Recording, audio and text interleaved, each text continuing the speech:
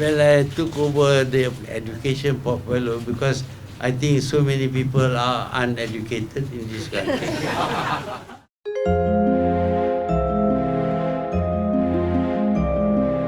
In case you haven't heard, Dr Mahathir Mohamad is now the acting education minister following the resignation of Dr Masli Malik.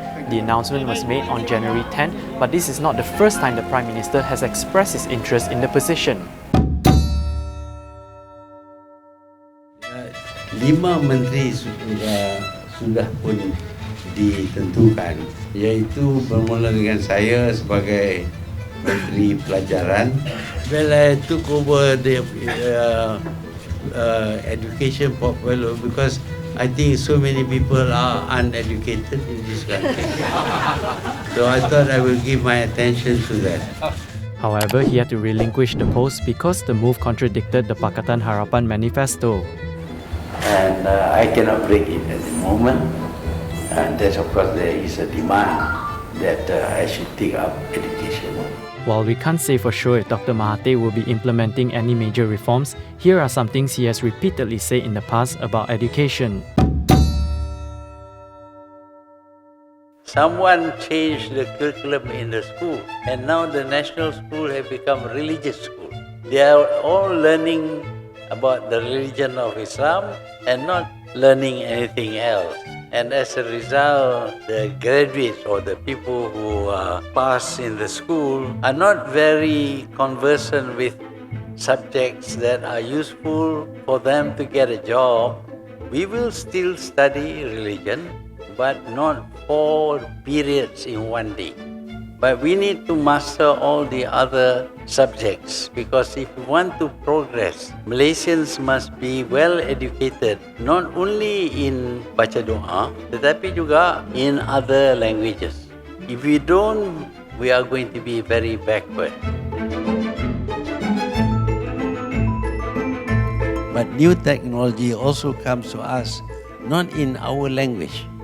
It comes to us in another language, mainly English, which is why we want to change the teaching of math and science in English. Not that we are less Malay or less Malaysian when we insist on mastery of the English language. Indeed, if you are truly a good Malaysian, you would want to impress the world that you have perfect command of the English language. The best way to get people to come together is, of course, through education, going to the same school, the same universities. But that is not available at this moment.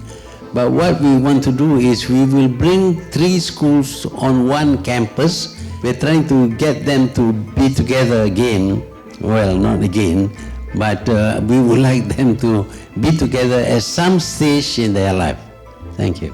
Meanwhile, stakeholders want to see reforms in the education sector. So in fact, we view the appointment of Tun positively because he is the number 1 in the country and he should be able to micromanage a ministry that gets the biggest budget allocation, always fraught with perennial problems and always subject to the political crossfire most of the time. We hope that the minister would go to the ground constantly and see what is planned is implemented effectively. Don't just wait for complaints. Dr Mahathir will hold the position until a new education minister is appointed, according to a statement from the Prime Minister's office. He previously held the Education Ministry portfolio from 1974 to 1977.